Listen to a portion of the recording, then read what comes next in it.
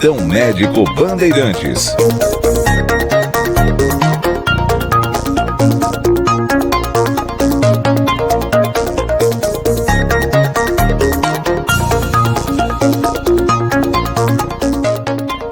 Dez e 6, e abrindo aqui o Plantão Médico Bandeirantes de hoje, recebendo o neurologista Dr. Clay Brites. Tudo bem, doutor? Seja muito bem-vindo, prazer enorme, hein? O prazer é meu, Danilo. Fico muito feliz pela oportunidade, por estar aqui contribuindo com o seu trabalho e, ao mesmo tempo, com a sua audiência. Doutor, você sabe que há algumas semanas eu recebi um colega seu aqui, neurologista também, mas para falar sobre TDAH, né?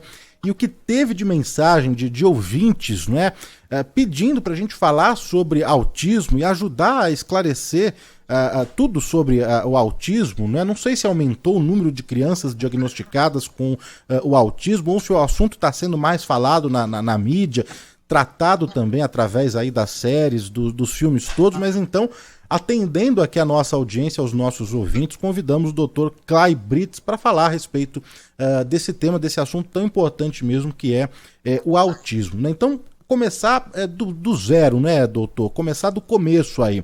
O que é o autismo, hein?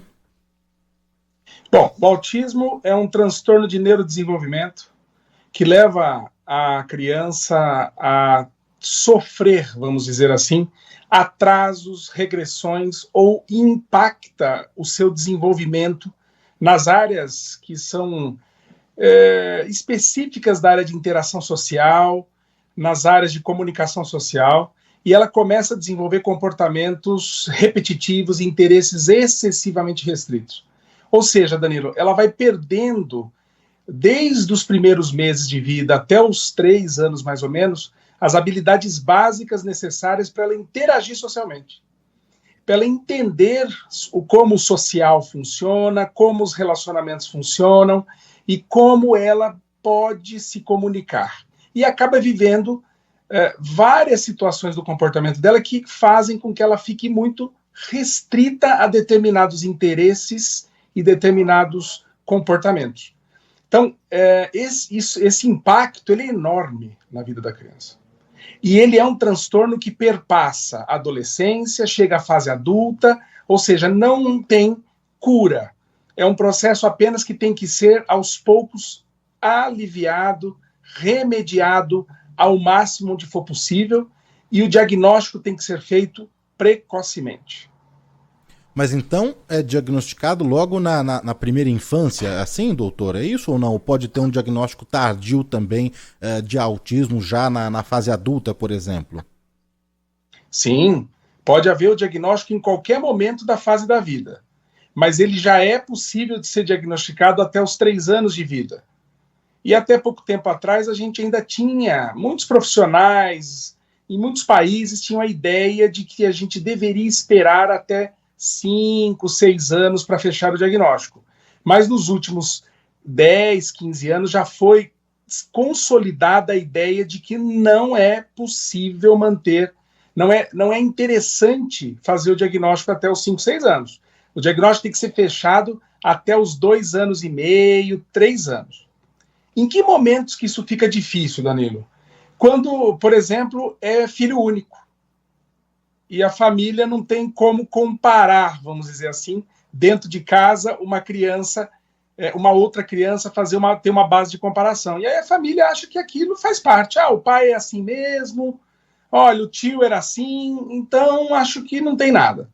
Outro fato é quando a criança com autismo ela é muito inteligente, ela domina letras, números, muito cedo.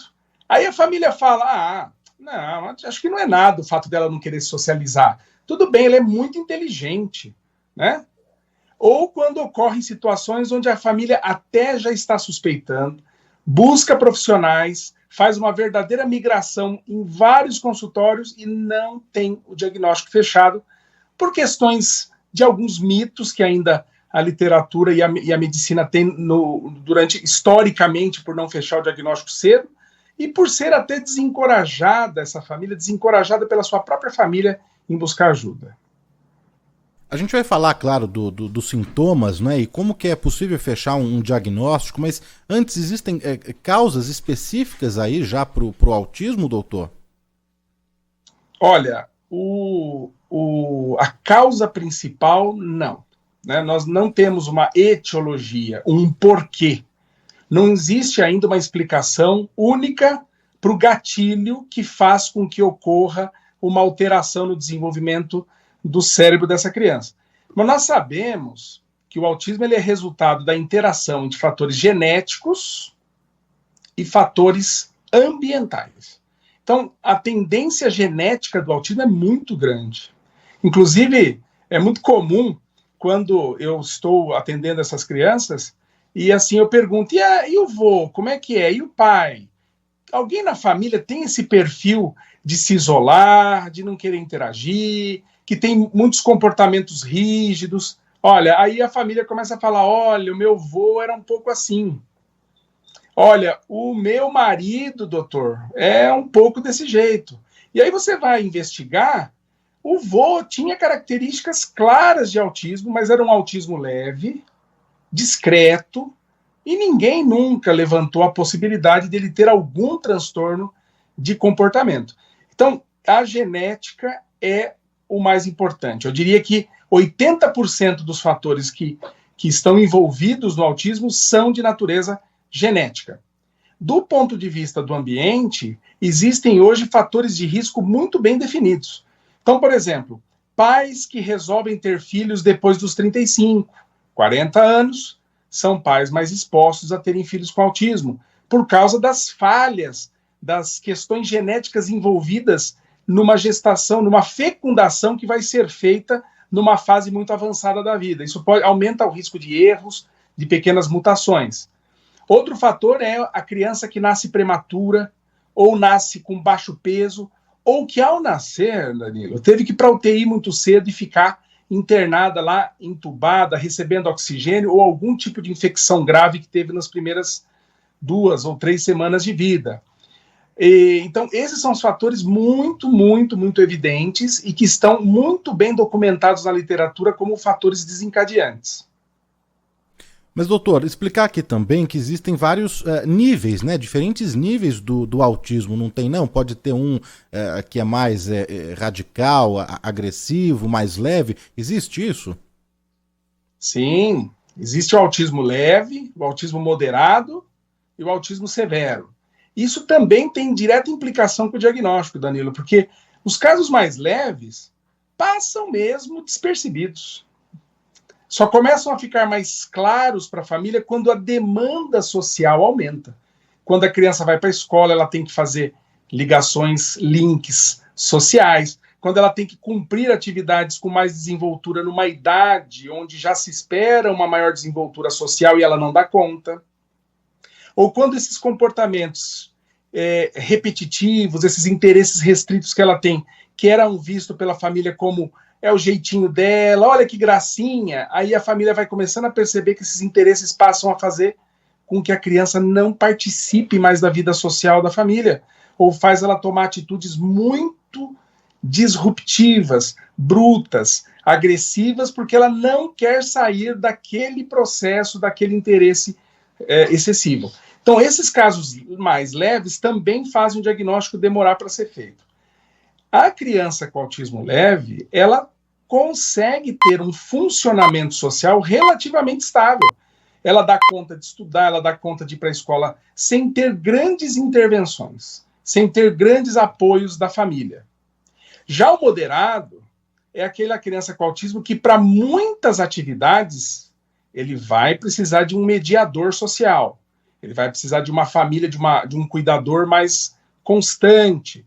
Na escola, talvez de um professor de apoio, ou de um mediador, ou de um atendente terapêutico. E o severo é aquele autista que tem atrasos muito importantes de fala, de linguagem, e ele não tem autonomia. Ele depende quase que exclusivamente para tudo de um mediador. Mas então como fechar o diagnóstico, hein, doutor? São alguns sintomas juntos, observar mesmo clinicamente o comportamento desse paciente para fechar o diagnóstico de autismo e depois ver, né, em que grau ele se encaixa? É feito mais ou menos dessa forma? Sim. O diagnóstico de autismo é um diagnóstico puramente observacional, clínico, comparativo com as demais crianças que estão à volta dessa criança, através de anamnese e relato dos pais, relatório da escolar, uso de instrumentos e escalas de avaliação, que hoje já são várias, ou escalas de triagem que podem ser aplicadas na população, numa determinada população dentro de uma instituição.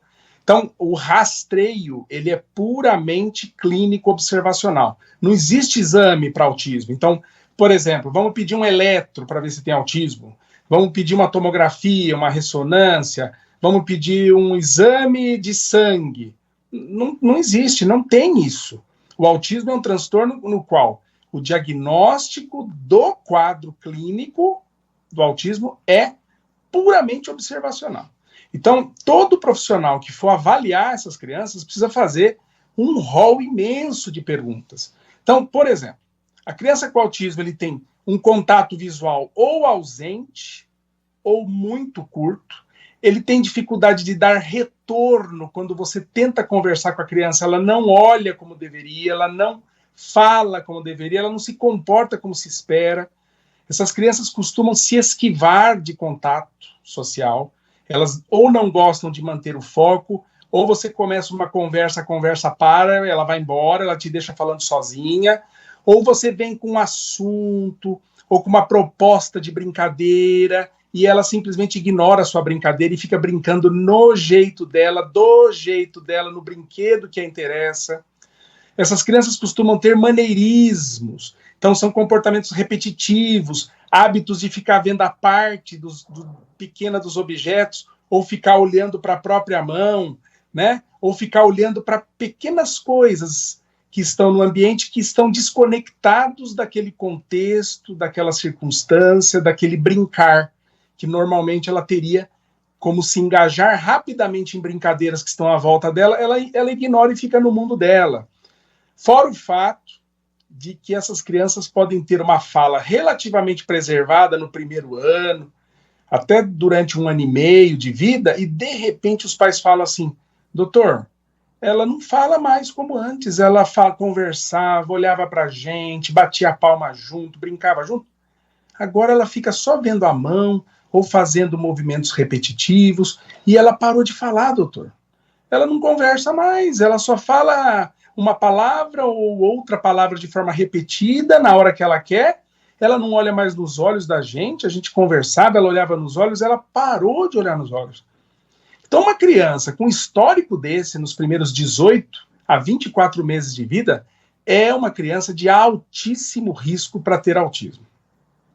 Doutor, como eu disse na abertura, né, o assunto está sendo tratado mesmo, né, na mídia, no audiovisual, né, e personalidades que ajudam também a esclarecer, né, e trazer mesmo, porque vivem essa realidade. Tem muitos ouvintes aqui lembrando do caso do Marcos Mion, por exemplo, né, e quanto mais se fala sobre o assunto, maior é o nível, né, de esclarecimento mesmo da população, da sociedade, a gente saber também como lidar com isso, né.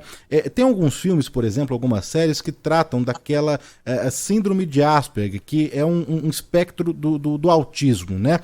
Isso é autismo também? Tá junto? São outras síndromes que tem um pouco a ver e ligação com o autismo? Do que se trata isso aí, doutor? Bom, em primeiro lugar, vamos comentar um pouco do que você acabou de falar da mídia. A mídia foi fundamental para se divulgar amplamente o que é o autismo para as pessoas, porque, na realidade, Danilo, a desinformação sempre foi o maior obstáculo para identificar essas crianças. De longe, o maior problema.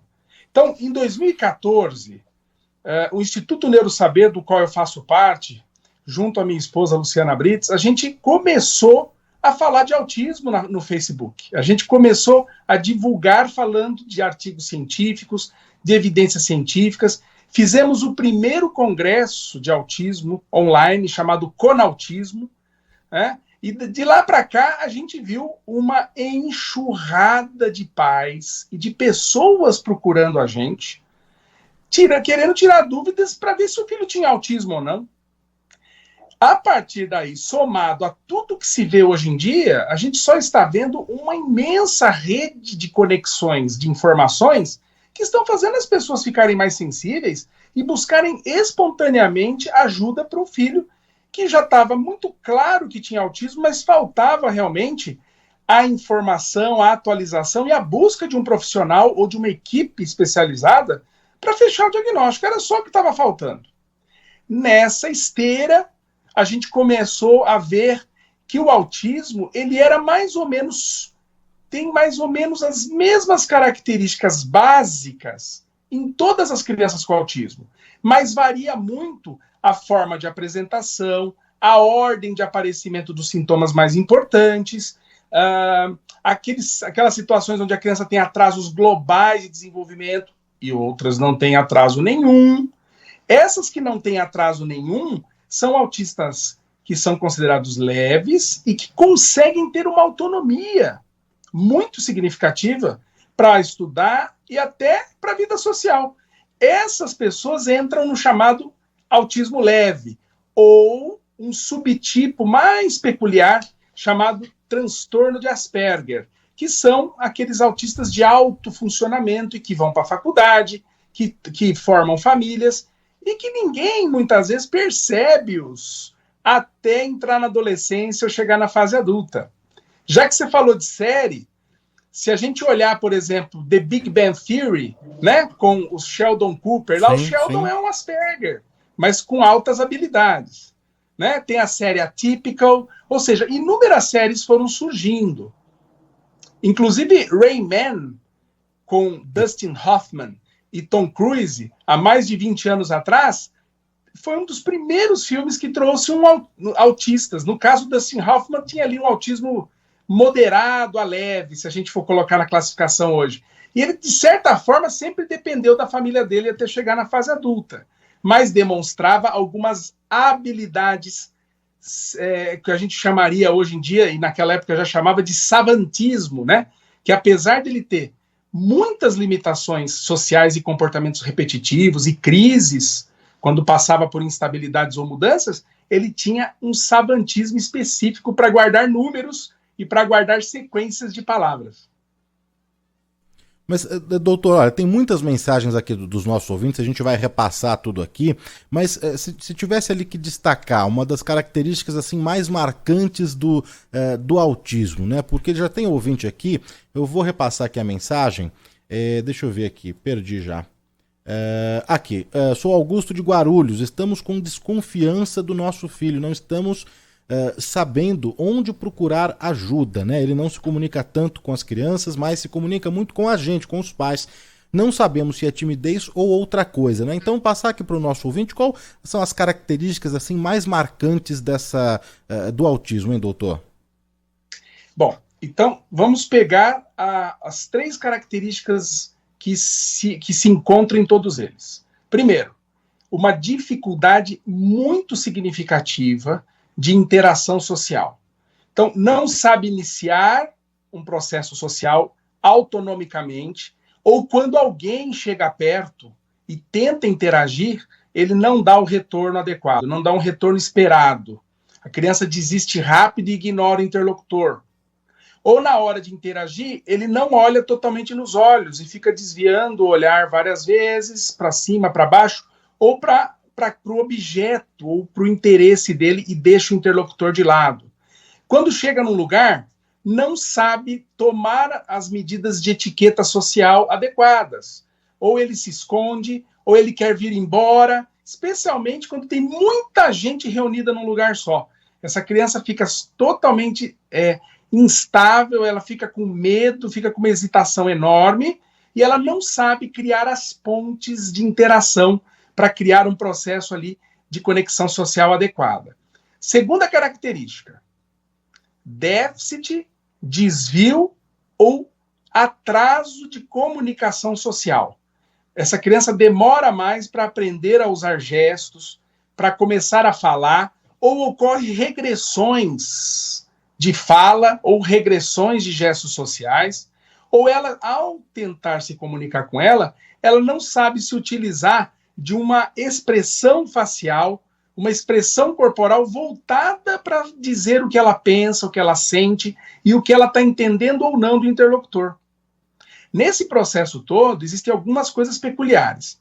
Essa criança pode ter ecolalia, ou seja, ficar repetindo palavras ou palavras que finalizam as frases e não sabe dar, no turno de conversa, um retorno recíproco, esperado.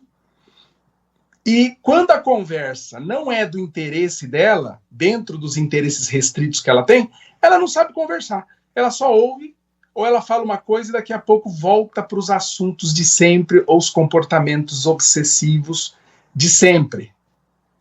E terceiro, comportamentos repetitivos e interesses excessivamente restritos e fora das circunstâncias do contexto apresentado.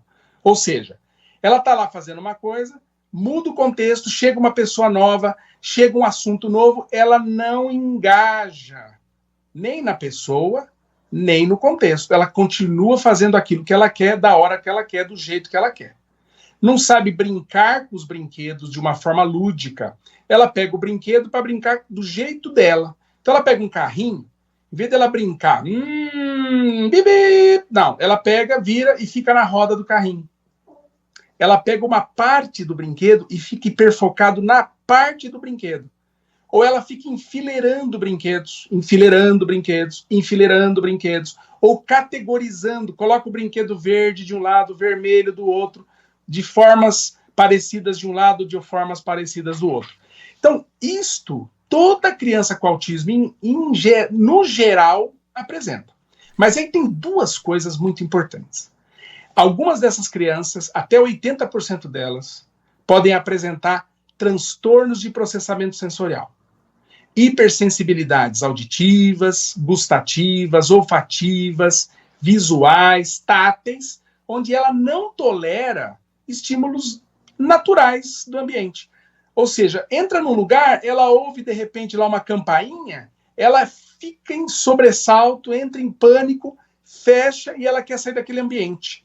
Ou quando alguém abraça, ela se desvencilha, ela não gosta de abraço, ela não gosta de toque, ela quer ficar sozinha. Ou quando ela vai comer algo, ela tem uma hipersensibilidade olfatória para o cheiro e para o paladar que faz com que ela nauseie para determinados cheiros e gostos que naturalmente nenhum de nós nausearia. Né? E acaba criando algumas seletividades. Ela fica muito num alimento só, num tipo de comida só. Ela começa a ter também algumas aversões a determinadas texturas, cores e gostos. Então, esse quadro que eu acabei de apresentar, eu poderia dizer para você que ocorre aí, cada 10 crianças com autismo, 7, 8 vão ter muito bem definidas essas características. Então, uma criança como a desse ouvinte de Guarulhos, que fala assim, olha, doutor, ela é muito tímida, ela não quer socializar. Pode não ser autismo. Pode ser apenas uma timidez excessiva numa criança ou dentro dos padrões da família, até gerado por restrições que a própria família pode ter deixado na pandemia, por exemplo. Mas se além dessa timidez ela apresenta estas outras características que eu acabei de falar, tem que suspeitar de autismo. Estamos conversando aqui na Rádio Bandeirantes com o Dr. Clay Brits, que é neurologista, e hoje o tema do Plantão Médico Bandeirantes é autismo, né? São várias as perguntas, as dúvidas aqui dos nossos ouvintes. Antes de colocar a primeira aqui, só checar e perguntar se é mito ou verdade que o autismo é mais comum, mais frequente nos meninos, doutor. Até esse determinado momento, as pesquisas científicas e o volume de pesquisas vão cada vez mostrando que é mais comum em meninos. Só que essa relação, Danilo, era de 4:1. Hoje, a gente sabe que essa relação está caindo para 2:1. Então, cada vez mais está se identificando meninas, mulheres com autismo. Porque ficou um mito também de que a mulher não tem autismo, a menina não tem autismo.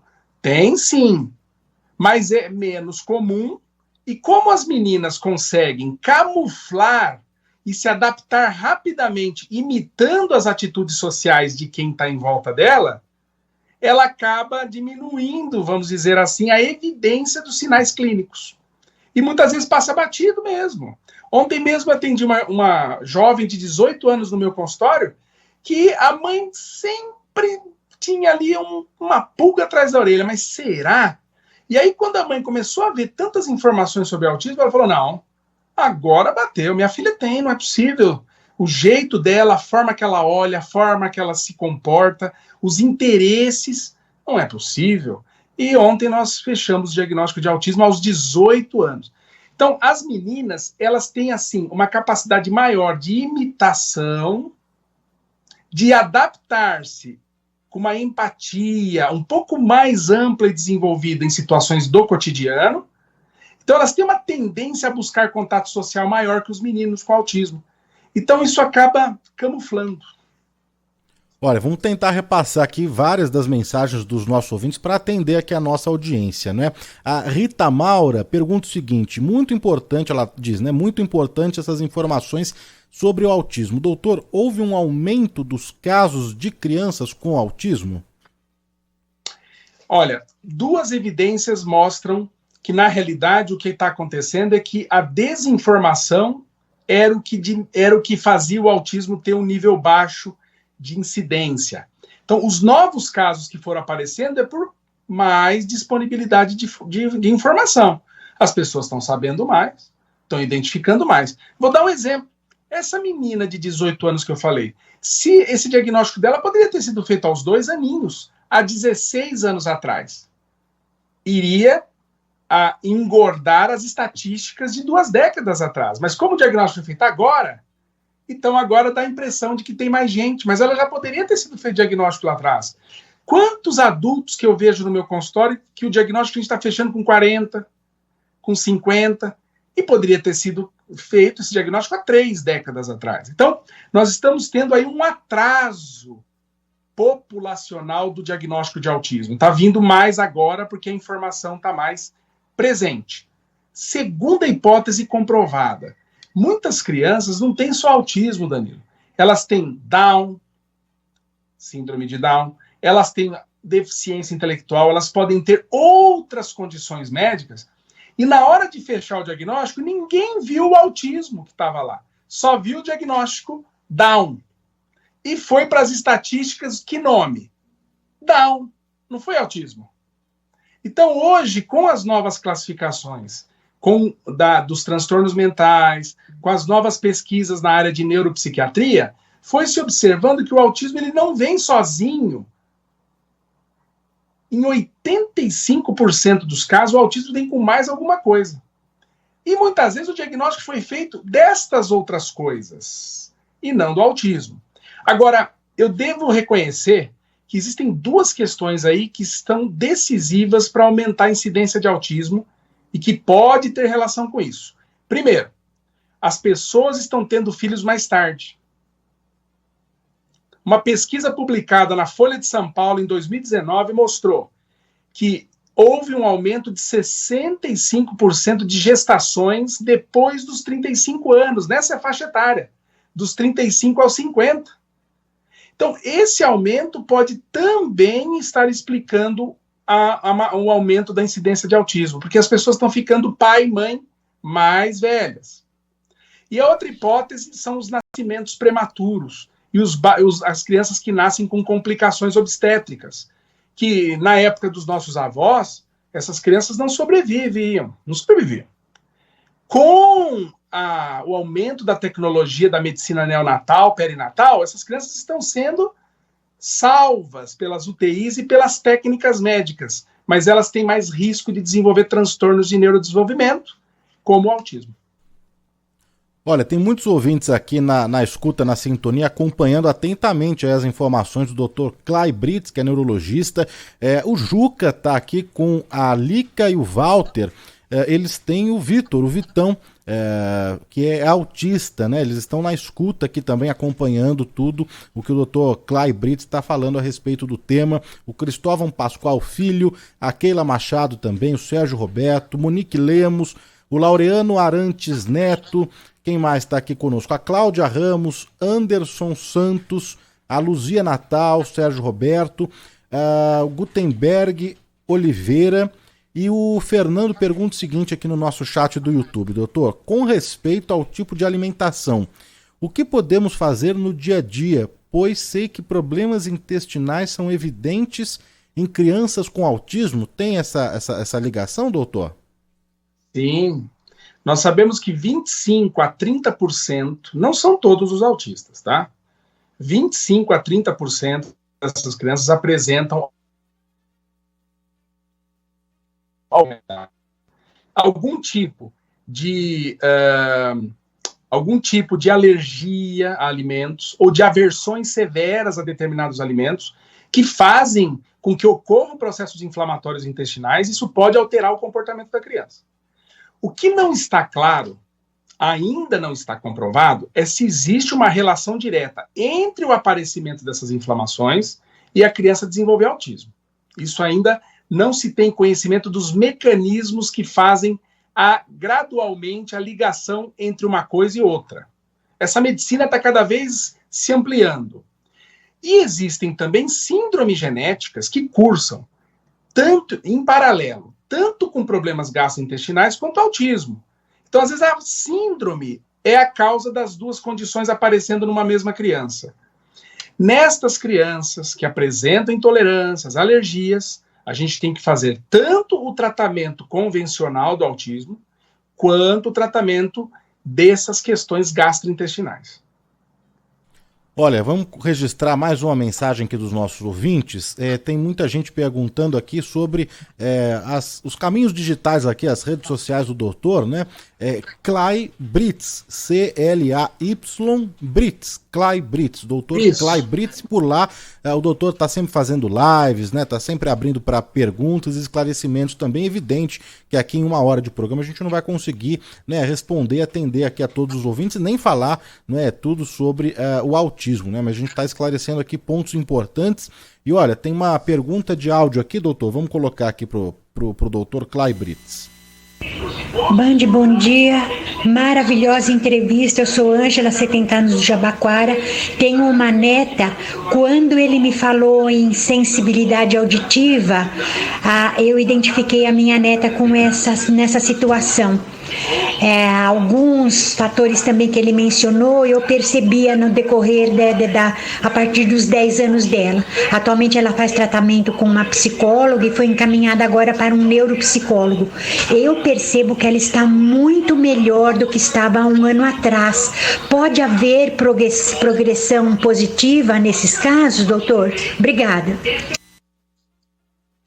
Boa pergunta. Boa pergunta. O autismo não piora. Ele sempre melhora.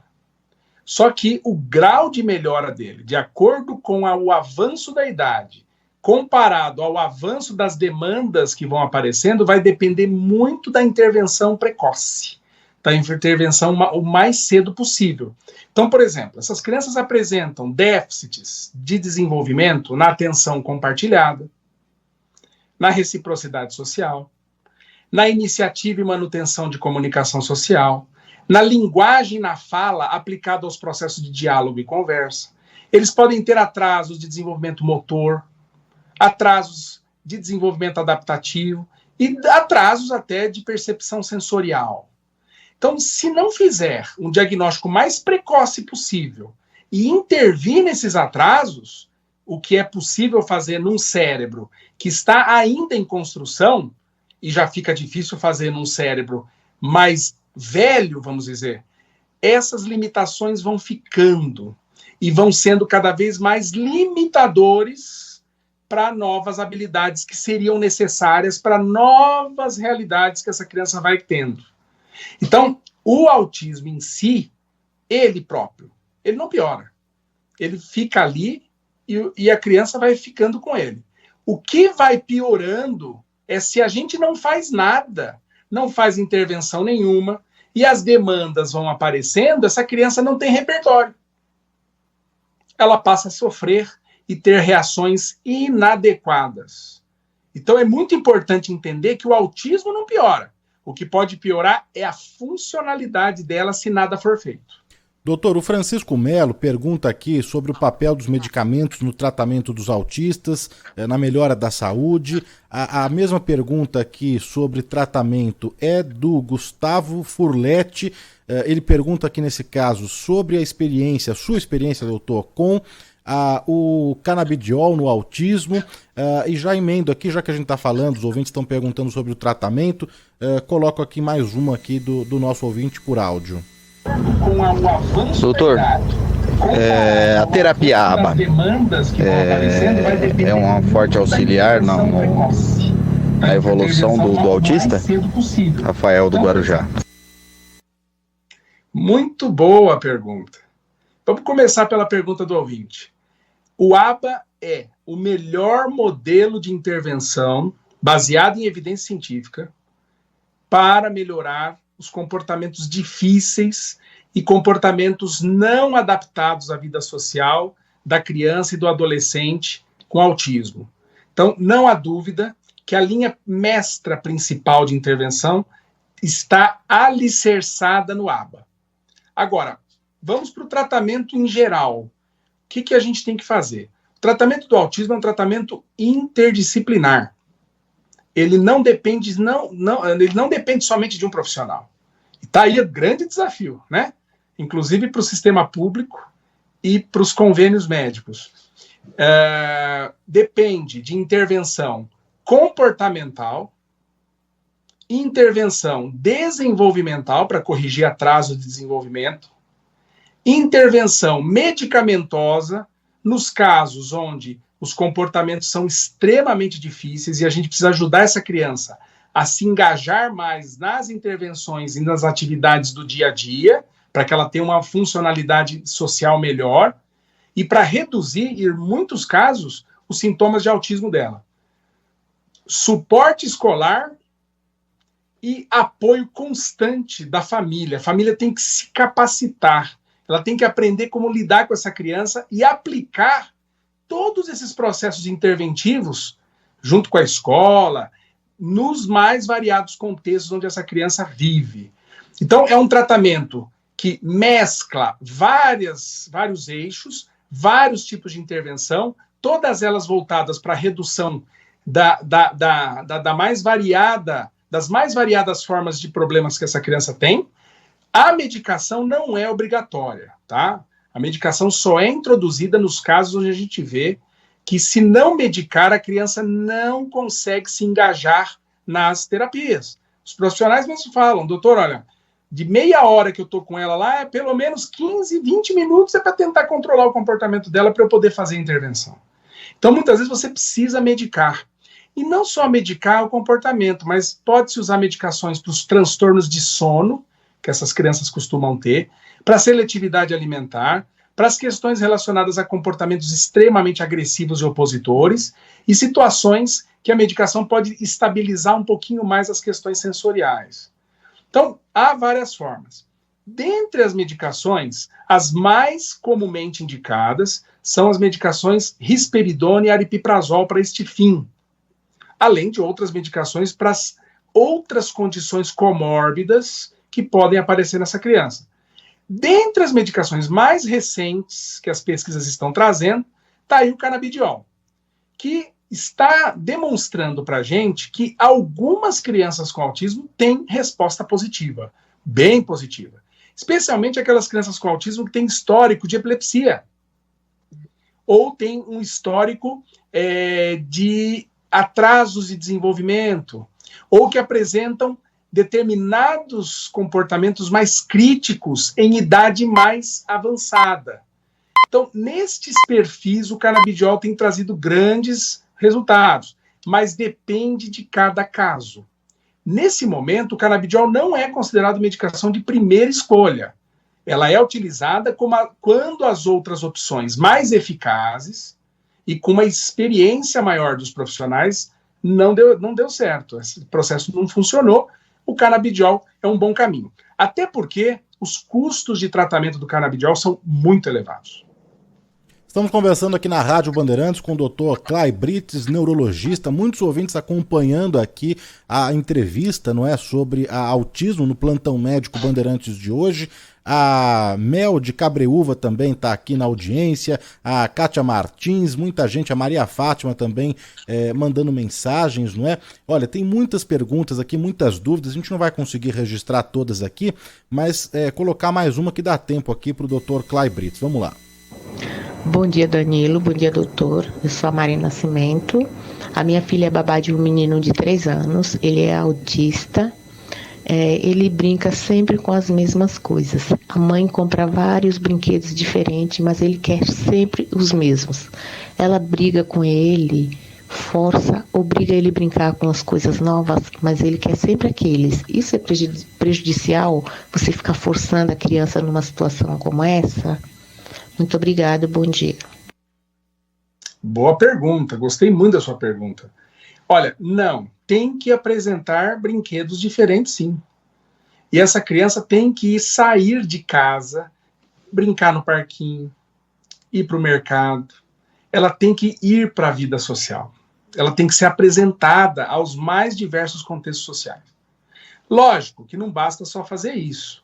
Tem também as terapias que essa criança tem que fazer.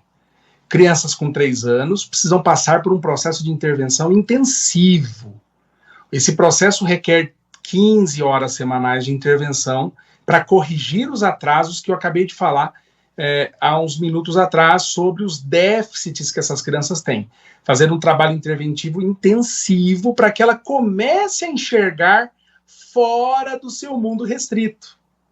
Então, é importante apresentar brinquedos novos, especialmente fazer uma interação usando esses brinquedos novos com outras crianças, com outras pessoas, para que esse brinquedo seja também a ponte dela com outras crianças e que crie, assim, oportunidades de interação social e de novas comunicações. Muito bem, olha, não vai dar para a gente conseguir repassar todas as mensagens aqui para o Dr. Clay Brits, mas a gente marca uma próxima, né? Porque são realmente é importante mesmo a gente trazer esse assunto, né, para o debate, os esclarecimentos também, e convidar mais uma vez o ouvinte a acompanhar o Dr. Clay Brits nas redes sociais, Clay Brits, Clay Brits, Clay com Y, Clay Brits. Por lá tem as lives, tem os debates também, as informações. Eu agradeço demais, viu, doutor, pela atenção aqui com a Rádio Bandeirantes e pelos esclarecimentos, viu? Ô Danilo, eu que agradeço, eu parabenizo sua iniciativa e de sua equipe por buscar um assunto tão importante, é um assunto essencial e que está muito ladeado por mitos e por informações erradas, então é muito importante trazer especialistas para vir falar com você aqui e para esclarecer melhor seu público e o público em geral. Eu quero agradecer muito a iniciativa de vocês e a essa oportunidade, e eu já me coloco à disposição para novas experiências, novas interações. Doutor, obrigado aqui pela atenção com a Rádio Bandeirantes, viu? Eu que agradeço, imagine. E sucesso aí, como sempre. Obrigado, doutor. Um bom fim de semana, hein? Obrigado, igualmente. E um bom fim de semana a todos os ouvintes. Bom fim de semana.